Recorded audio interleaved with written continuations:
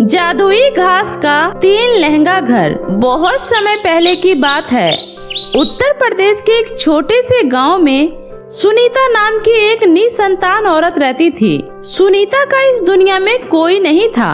वह लोगों के घरों में झाड़ू पोछा का काम करके किसी तरह से अपना गुजर बसर करती थी। एक दिन सुनीता जब काम पर जा रही थी, तभी उसे रास्ते में किसी बच्चे के रोने की आवाज सुनाई पड़ती है। बच्चे के रोने की आवाज सुनकर सुनीता इधर उधर देखने लगती है। अरे, ये बीच रास्ते में किसका बच्चा रो रहा है? यहाँ आसपास तो कोई दिख भी नहीं रहा। फिर ये बच्चा किसका हो सकता है? सुनीता जब पास जाकर देखती है तो वहाँ 3 बच्चियाँ एक साथ रो रही थी। अरे, यहाँ तो 3 बच्चियाँ हैं। आखिर ये बच्चे किसके हो सकते हैं?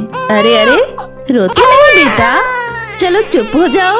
उसके बाद सुनीता तीनों बच्चियों को उठाकर अपने घर ले आती है। घर आते ही तीनों बच्चियां चुप हो जाती है और खेलने लगती है। सुनीता उन तीनों बच्चियों को दूध पिलाकर सुला देती है और उसके माता पिता का पता लगाने के लिए गांव में जाती है। लेकिन उन तीनों बच्चियों के माता पिता का कोई पता नहीं चलता। तभी सुनीता कहती है, लगता है भगवान ने इन तीनों बच्चियों को मेरे पास भेजा है और ईश्वर भी यही चाहते हैं कि मैं ही इन तीनों बच्चियों की देखभाल करूं। आज से ये तीनों बच्चियां मेरी है और आज से मैं ही इन तीनों बच्चियों का देखभाल करूंगी। ये सोचकर सुनीता तीनों बच्चियों की अच्छे से देखरेख करने लगती है। ऐसे ही 15 साल बीत जाते हैं। सुनीता बूढ़ी हो चुकी थी और सुनीता की तीनों बेटियां बड़ी हो चुकी थी। सुनीता ने अपनी तीनों बेटियों का नाम काजल, रानी और प्रिया रखा था। एक दिन अचानक सुनीता की तबीयत खराब हो जाती है। तभी सुनीता की बड़ी बेटी काजल सुनीता से कहती है, माँ ये लो, मैं आपके लिए दवाई लेकर आई हूँ और ये लो पानी, आप इस पानी से दवाई खा लो। माँ, हमने आपसे कितनी बार कहा है कि आप बस आराम किया करो। आखिर हम तीनों बेटियां आपके किस दिन काम आएंगे? हाँ माँ, दीदी बिल्कुल सही कह रही है। पर बेटी, तुम तीनों तो अभी बहुत छोटी हो। आखिर भला तुम लोगों को काम कौन देगा? माँ, अब आपका कोई बहाना नहीं चलेगा। अब आप दवाई खाकर आराम करो और मैं और रानी दोनों काम ढूंढने के लिए जा रहे हैं। प्रिया, तुम माँ के पास ही रहना और माँ का अच्छे से ख्याल रखना। इतना बोलकर काजल और रानी दोनों बहनें मिलकर काम की तलाश में निकल जाती है। पूरे दिन इधर उधर भटकने के बाद भी उसे कहीं कोई काम नहीं मिलता। शाम होने वाला था। दोनों बहनें निराश होकर घर को लौट रही थी। तभी रास्ते में उसे मासूम सी एक चिड़िया घायल अवस्था में दिखाई देती है।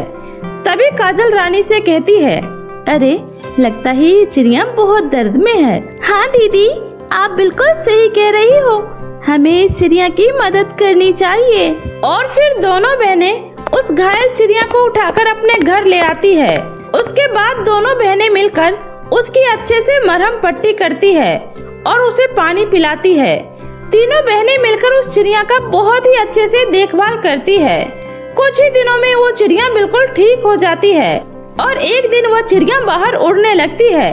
चिड़िया को उड़ता हुआ देखकर प्रिया कहती है, अरे दीदी देखो, हमारी चिड़िया उड़ रही है। कोई बात नहीं प्रिया, उसे उड़ने दो, शायद वो अपने बच्चों के पास जाना चाह रही हो। फिर कुछ दिनों बाद ही चिड़िया वापस लौटकर घर आती है। काजल उसे खाने के लिए दाना पानी देती है, लेकिन वो चिड़िया कुछ भी नहीं खाती पीती है। तभी काजल उस चिड़िया से कहती है, अरे क्या हुआ चिड़िया रानी, कोई परेशानी है क्या तुम्हें? दीदी, लगता है ये चिड़िया हमें कहीं ले जाना चाहती है। क्या हुआ चिड़िया रानी, कहाँ ले जाना चाहती हो तुम हमें? तभी वो चिड़िया वहाँ से उड़ने लगती है और फिर चिड़िया के पीछे पीछे तीनों बहनें भागते हुए एक घने जंगल में पहुँच जाती है। जंगल सुनसान होने के कारण तीनों बहनें डर जाती है। तभी रानी काजल से कहती है, दीदी हमें बहुत डर लग रहा है।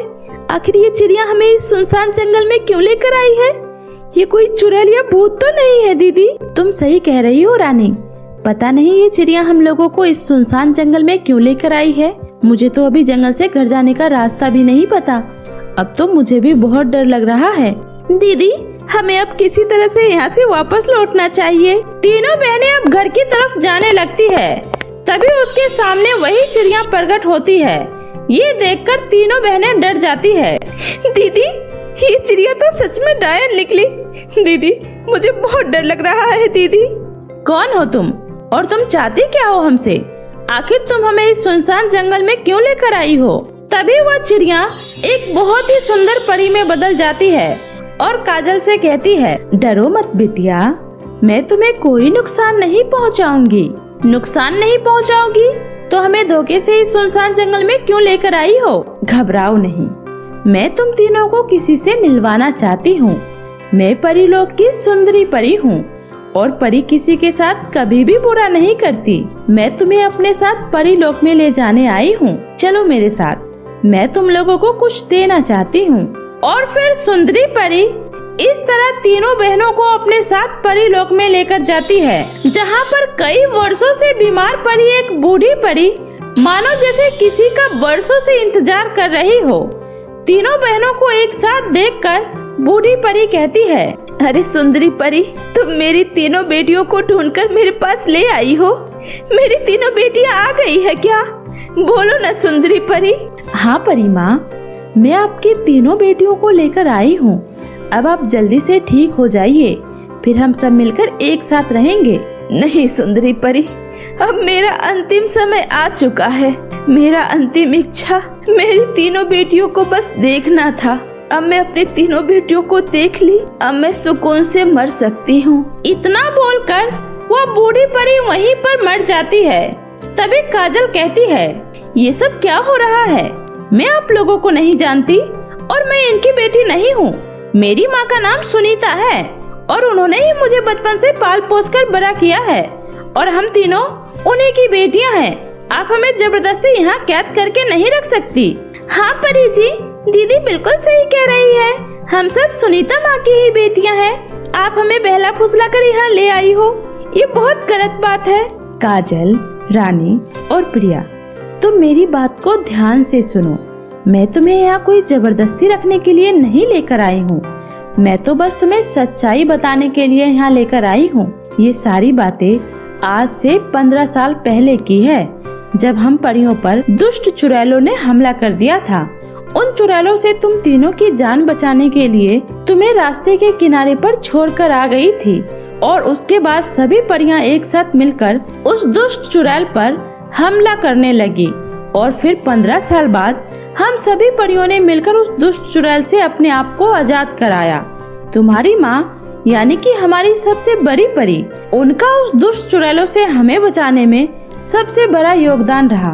अफसोस तो बस इस बात का है कि अब वो हम सबके बीच नहीं रही। तुम्हारी माँ तुम तीनों से बहुत प्यार करती थी, इसलिए उन्होंने तुम तीनों के लिए 3 बहुत ही खूबसूरत घास के लहंगों का घर बनाया है और अब समय आ गया है। मैं उन तीनों घास के लहंगों के घर को अब तुम तीनों बहनों को सौंपना चाहती हूँ। तुम्हारी माँ की यही अंतिम इच्छा थी। तीनों बहनें बहुत ही हैरानी से सुंदरी परी की बातें सुन रही थी। तभी सुंदरी परी अपनी जादुई छड़ी से 3 घास का लहंगा घर देते हुए तीनों बहनों से बोलती है, सुनो, ये कोई मामूली घास का लहंगा घर नहीं है, बल्कि ये जादुई घास का लहंगा घर है। इस तीनों घास के लहंगे के घर को किसी खुले मैदान में रख देना और फिर तुम तीनों खुशी खुशी इस जादुई घास के लहंगे के घर में रह सकती हो। तुम्हें यहाँ किसी भी चीज की कोई कमी नहीं होगी। ये सुनकर तीनों बहनें बहुत खुश हो जाती है और वह सुंदरी परी का धन्यवाद कर परी लोक से जादुई घास का लहंगा घर लेकर वापस अपने घर आ जाती है और फिर अपनी माँ सुनीता को सारी बातें बताती है। ये सब सुनकर सुनीता रोने लगती है और अपनी बेटियों से बोलती है, मुझे माफ कर दो बेटा, मैं तुम्हारे प्यार में स्वार्थी हो गई थी।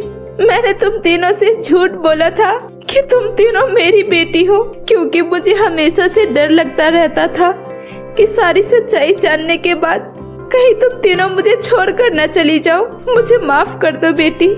तुम्हारी असली माँ वो बूढ़ी रानी परी ही है। उन परी ने तुम्हें सब कुछ सच बताया है। नहीं माँ, आप ऐसे मत बोलो। हम तीनों कभी भी आपको छोड़कर नहीं जाएंगे। आज से हम तीनों की माँ आप ही हो।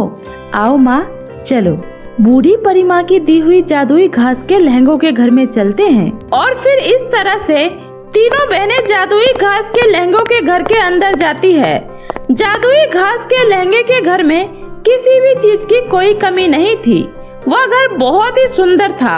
अब सुनीता और उसकी तीनों बेटियां जादुई घास के लहंगों के घर में मिलजुल कर हंसी खुशी रहने लगती है। गरीब मेहंदी वाली का लाजवाब लहंगा। एक समय की बात है, अंजलि, शिवानी और ज्योति तीनों ही बहुत अच्छी दोस्त थी। वे तीनों एक ही गांव में रहते थे और उनका बचपन भी एक साथ ही गुजरा था। और वक्त के साथ साथ तीनों ही बड़ी हो जाती है। जहां अंजलि बचपन से ही कपड़ों के अच्छे डिजाइन बनाती थी, वहीं शिवानी भी मेहंदी की बहुत अच्छी डिजाइन लगा देती थी। और उन दोनों को देखकर ज्योति के सर पे भी फैशन डिजाइनर का शौक चढ़ जाता है। अरे मैं बनूंगी एक अच्छी फैशन डिजाइनर। और ये दोनों तो गांव की एक गरीब गवार लड़कियां हैं। इन लोगों के पास इतना पैसा कहाँ कि आगे की फैशन डिजाइनर का कोर्स कर सके। ज्योति के पिता एक बिजनेसमैन थे, इसलिए उसके पास बहुत पैसा था। और इसी वजह से ज्योति में बचपन से ही बहुत ही ज्यादा घमंड था। और वहीं अंजलि और शिवानी बहुत ही गरीब थे, इसलिए वे लोग अपनी आगे की पढ़ाई करने के लिए शहर नहीं जा सकते थे। वहीं ज्योति शहर जाकर एक बड़े से कॉलेज में फैशन डिजाइनर का कोर्स करने लगती है। ऐसे ही एक दिन अंजलि की माँ बबीता कहती है, बेटी अंजलि, अब तेरी शादी की उम्र हो गई है, इसलिए मुझे अब तेरे लिए लड़का ढूंढना होगा। नहीं माँ, मुझे अभी शादी नहीं करनी है। मुझे तो अभी अपनी जिंदगी में बहुत कुछ करना है। एक अच्छा फैशन डिजाइनर बनना है और शहर जाकर बहुत सारे पैसे भी कमाने हैं। अरे बेटी, ये सब अमीरों के चोचले हैं। हम गरीबों को ऐसा सपना देखने का हक नहीं है। तेरी दोस्त ज्योति अमीर है, इसलिए वो अपने सपनों को पूरा करने के लिए शहर गई है। लेकिन तेरी माँ के पास इतने पैसे नहीं हैं कि वह तुझे शहर भेज सके। तो क्या हुआ माँ, अगर इंसान के अंदर टैलेंट होना तो वह कहीं भी रहकर कुछ भी कर सकता है। ऐसे ही उधर शिवानी गांव की एक शादी में औरतों को मेहंदी के डिजाइन लगा रही होती है। तभी एक औरत शिवानी से कहती है, अरे वाह शिवानी, तुम तो बहुत अच्छी मेहंदी की डिजाइन लगाती हो। थैंक यू चाची। आपको पता है, मुझे मेहंदी के डिजाइन लगाना बहुत अच्छा लगता है। देखना, एक दिन मैं बहुत बड़ी डिजाइनर बनूंगी और मेरे डिजाइन लाखों में बिकेंगे, लाखों में। अरे शिवानी, पर उन सब चीजों के लिए तो बहुत पैसा चाहिए होता है और तेरे पास तो पैसे ही नहीं है। तभी तो तू चंद पैसों के लिए शादियों में मेहंदी लगाती हुई फिरती है। इसलिए मेरी मान तो तू भी शादी कर ले। कब तक दूसरों की शादियों में मेहंदी लगाती फिरेगी। उन औरतों की ये बातें सुनकर शिवानी को बहुत बुरा लगता है। और अगले दिन जब अंजलि और शिवानी एक दूसरे से मिलते हैं तो वो कहती है, अंजलि, क्या हम जैसे गरीब लोगों के लिए डिजाइनर बनने का सपना देखना पाप है? क्या सिर्फ ज्योति जैसे अमीर लोग ही ये सपना देख सकती है, हम नहीं? ऐसे हिम्मत नहीं हारते शिवानी। देखना, एक दिन हम भी अपने सपनों की उड़ान भरेंगे, फिर हमें कोई नहीं रोक पाएगा। इतना कहकर दोनों अपनी मेहनत पर और भी ज्यादा काम करने लगते हैं। जहां अंजलि पुराने कपड़ों को काट काट कर नए डिजाइन बनाने लगती है, वहीं शिवानी भी मेहंदी के नए नए डिजाइन सीखने लगती है। और उधर ज्योति भी शहर के कॉलेज में डिजाइनिंग का कोर्स करती है। और यहाँ शहर में उसकी नई मॉडल लड़कियां दोस्त बन जाती है, जिस वजह से वो अंजलि और शिवानी को तो पूरी तरह से भूल ही जाती है। ऐसे ही कई साल बीत जाते हैं और ज्योति का कोर्स पूरा हो जाता है और वह एक फैशन डिजाइनर बन जाती है और शहर के एक बड़ी सी कंपनी में उसकी जॉब लग जाती है। वहीं अंजलि की माँ की तबीयत अचानक बहुत खराब हो जाती है, जहाँ डॉक्टर उससे कहते हैं, आपकी माँ की हालत बहुत ज्यादा नाजुक है, इसलिए इनके ऑपरेशन के लिए आपको जल्द से जल्द 5 लाख रुपए का इंतजाम करना होगा, वरना इनकी जान बचाना बड़ी मुश्किल हो जाएगा। 5 लाख? पर डॉक्टर साहब, हम गरीब लोग इतने पैसे कहाँ से लाएंगे? देखिए, इनमें मैं आपकी कोई मदद नहीं कर सकता, लेकिन आपको अपनी माँ की जान बचाने के लिए 5 लाख रुपए तो देना ही पड़ेगा। यह सुनकर अंजलि बहुत ज्यादा परेशान हो जाती है। वहीं ज्योति एक फैशन शो के लिए अपने फ्रेंड का लहंगा डिजाइन करने लगती है। लेकिन ज्योति के अंदर टैलेंट से ज्यादा पैसों का घमंड था, इसलिए उसका किसी भी काम में इतना मन नहीं लगता था। और उसके इस डिजाइन को देखकर उसके बॉस महेश भाटिया कहते हैं, ये तुमने क्या डिजाइन बनाया है? ऐसे डिजाइन तो पुराने जमाने में भी नहीं चलते थे। मुझे अपने शो के लिए एक ब्रांडेड और यूनिक डिजाइन चाहिए, इसलिए तुम अपने काम पर सही से ध्यान दो। ये सुनकर ज्योति मुश्किल में पड़ जाती है और कहती है, अरे अब मैं इस शो के लिए नए नए डिजाइन कहाँ से लाऊं? मेरे दिमाग में तो इस समय कोई आइडिया ही नहीं आ रहा है। ऐसा करती हूँ, कुछ दिनों के लिए गाँव चली जाती हूँ, मेरा थोड़ा माइंड फ्रेश हो जाएगा, फिर वापस आकर ड्रेस डिजाइन कर लूंगी। इतना बोलकर ज्योति वापस अपने गांव जाने की सोचती है। लेकिन ज्योति अब पहले से ज्यादा मॉडल हो गई थी। उसने अपने शरीर पर कई जगह टैटू बनवा लिए थे और वह गांव पहुंचते ही छोटे छोटे कपड़े पहनकर पूरे गांव में घूमने लगती है, जहां हर कोई उसको देख रहा होता है। अरे ये गांव के गवार लोग तो मुझे ऐसे देख रहे हैं जैसे उन्होंने कभी लड़की ही नहीं देखी। अरे मुझे तो घिन आती है इन लोगों से। वहीं ज्योति के घर आने की खबर सुनकर अंजलि और शिवानी उससे मिलने जाती है। अरे ज्योति, कैसी है तू? और तूने हमें बताया क्यों नहीं कि तू शहर से वापस आ रही है? हम तुम्हें स्टेशन पर लेने आ जाते ना। तुम लोगों को बताकर भी क्या फायदा? तुम लोग कौन सा मुझे एरोप्लेन से लेने आते। अच्छा तो छोड़ ये सब बातें और बता, तेरा काम कैसा चल रहा है? बहुत अच्छा, क्योंकि शहर के बड़े से डिजाइनर कंपनी में मैं काम करती हूँ और महीनों का लाखों कमाती हूँ। अरे वाह, फिर तो तेरी लाइफ सेट है यार। अच्छा ज्योति, मैंने भी एक लहंगे का बहुत ही सुंदर मॉडर्न डिजाइन बनाया है। तुमने? वो भी मॉडर्न डिजाइन?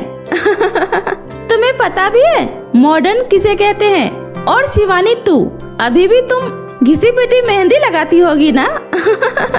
हाँ तो अरे तुम लोगों को पता है कि आजकल मेहंदी का जमाना नहीं बल्कि टैटू का जमाना है। टैटू का ये देखो, मैंने इतने सारे टैटू बनवा रखे हैं।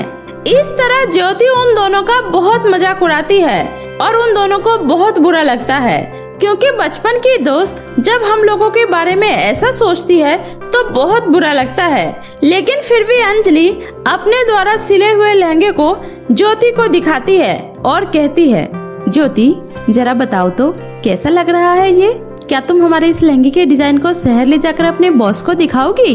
क्योंकि मुझे इस समय पैसों की बहुत जरूरत है। वही लहंगे का डिजाइन देखकर ज्योति हैरान हो जाती है और मन ही मन कहती है, अरे ये गांव की गबर अंजलि इतने अच्छे डिजाइन कैसे बना सकती है, और वो भी एकदम न्यू डिजाइन। उसी समय अंजलि फिर से कहती है, क्या हुआ ज्योति, तुम्हें पसंद नहीं आया? तुम्हें पता है इसके ऊपर का डिजाइन शिवानी ने बनाया है और नीचे का डिजाइन मैंने। हाँ हाँ ठीक है, मैं इसे अपने साथ ले जाऊंगी। ये सुनकर शिवानी और अंजलि दोनों ही बहुत खुश हो जाते हैं, क्योंकि उन्हें लगता है कि शायद इस लहंगे के डिजाइन को देखकर शहर में उसकी भी अच्छी नौकरी लग जाएगी। लेकिन ज्योति के मन में तो कुछ और ही चल रहा होता है। वो उस लहंगे को अपने बॉस के पास लेकर जाती है और कहती है, सर ये देखिए, इस वाले लहंगे का डिजाइन देखिए कैसा लग रहा है। इस लहंगे को मैंने बनाया है। उस लहंगे के डिजाइन को देखकर उसका बॉस कहता है, अरे वाह, यही डिजाइन तो चाहिए था मुझे। अब इस फैशन शो में यही बनेगा मेरा असली ब्रांड। यह सब करके ज्योति को जो चाहिए था वो तो उसको मिल जाता है। लेकिन गांव में अंजलि और शिवानी ज्योति के फोन का इंतजार करते हैं। अरे पता नहीं क्यों ज्योति ने कॉल ही नहीं किया। चलो मैं उसे एक बार कॉल करके देखती हूँ। इस तरह अंजलि ज्योति को फोन करती है, लेकिन ज्योति अंजलि का फोन नहीं उठाती है। उसी समय शिवानी कहती है, अंजलि इसका कोई फायदा नहीं है, ज्योति हमें पूरी तरह से भूल चुकी है। अरे पर ऐसा कैसे हो सकता है? वो हमारे लहंगे का डिजाइन लेकर गई है। अब तो हमारे पास सिर्फ एक ही रास्ता है, चलो हम भी शहर चलते हैं। अंजलि और शिवानी पैसा मिलाकर शहर जाने की तैयारी करने लगती है और कुछ ही दिनों में वे लोग शहर पहुंच जाते हैं और ज्योति की बताई हुई कंपनी को ढूंढने लगती है, क्योंकि बातों ही बातों में ज्योति ने उन दोनों को अपनी कंपनी का नाम बता दिया था। तभी वह एक बिल्डिंग के सामने आकर खड़ी हो जाती है और कहती है, अरे हाँ शायद यही बिल्डिंग है, चलो अंदर चलकर देखते हैं।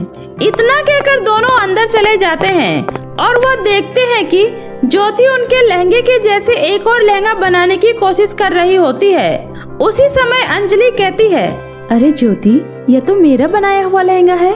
इसका मतलब तुमने मुझे धोखा दिया और यहाँ बैठकर आराम से मेरे लहंगे की कॉपी तैयार कर रही हो। अरे तुम जैसे गांव के गंवार लोगों के अंदर इतना टैलेंट कहाँ जो ऐसा लहंगा का डिजाइन बना सके, इसलिए ये लहंगा मैंने डिजाइन किया है, समझी? इतना कहकर वो तीनों एक दूसरे से बहस करने लगते हैं। उसी बीच उसका बॉस आकर कहता है, देखो, मुझे नहीं पता कि कौन सच बोल रहा है और कौन झूठ, इसलिए इस बात को साबित करने का सिर्फ एक ही तरीका है। कल यहाँ पर एक फैशन शो है, इसलिए तुम दोनों फिर से एक लहंगा का डिजाइन तैयार करो और अपने मॉडल के साथ कल यहाँ आ जाना, उससे अपने आप सच सामने आ जाएगा। यह सुनकर शिवानी कहती है, हम इतनी जल्दी लहंगा डिजाइन कैसे बना पाएंगे अंजलि? हिम्मत मत हारो शिवानी, हमें कोशिश करनी होगी, वरना वो ज्योति हम लोगों को झूठा साबित कर देगी।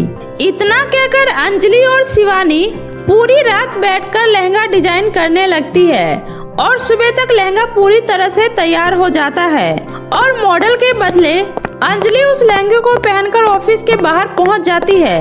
लेकिन उसी समय एक आदमी हाथ में ब्लेड लिए हुए अंजलि के बगल से गुजरता है, जिसकी वजह से अंजलि का लहंगा कई जगह से कट जाता है और यह काम भी ज्योति नहीं करवाया था। अब आया ना मजा, चली थी मुझसे बराबरी करने। हम हार गए शिवानी, तो सही कहती थी, हम गरीबों को सपने देखने का कोई हक नहीं है। अंजलि तू चिंता मत कर, मेरे पास एक बहुत अच्छा आइडिया है। मैं तेरे कटे हुए लहंगे पर मेहंदी से बहुत सुंदर डिजाइन बना देती हूँ। इतना कहकर शिवानी अंजलि के शरीर पर मेहंदी से डिजाइन बना देती है और उसी तरह अंजलि फैशन शो में चली जाती है और उसे इस तरह के लहंगे के यूनिक डिजाइन में देखकर हर कोई चौंक जाता है और इस तरह से अंजलि वो फैशन शो जीत जाती है और ज्योति के बॉस को भी उन दोनों पर यकीन हो जाता है और वह उन दोनों को अपनी कंपनी में एक बहुत ही अच्छा जॉब दे देता है और ज्योति को झूठ बोलने की वजह से जॉब से निकाल दिया जाता है और उस दिन के बाद से ज्योति को किसी भी कंपनी में जॉब नहीं मिलती है और वहीं अंजलि शहर में अपनी माँ का अच्छे से इलाज करवाती है और अपनी माँ के साथ शहर में खुशी खुशी रहने लगती है। तो मेरे प्यारे दोस्तों, कैसी लगी आपको मेरी ये कहानी? मुझे कमेंट करके जरूर बताएं। कहानी अच्छी लगी हो तो इसे अपने दोस्तों के साथ भी शेयर करें। और हाँ दोस्तों, अगर आपने अब तक मेरे चैनल जादुई टीवी को सब्सक्राइब नहीं किया है तो जल्दी से नीचे लाल बटन दबाकर अभी सब्सक्राइब कर ले। तो मिलती हूँ ऐसे ही फिर किसी नई मजेदार जादुई कहानी के साथ। तब तक अपना ध्यान रखें। बाय बाय दोस्तों।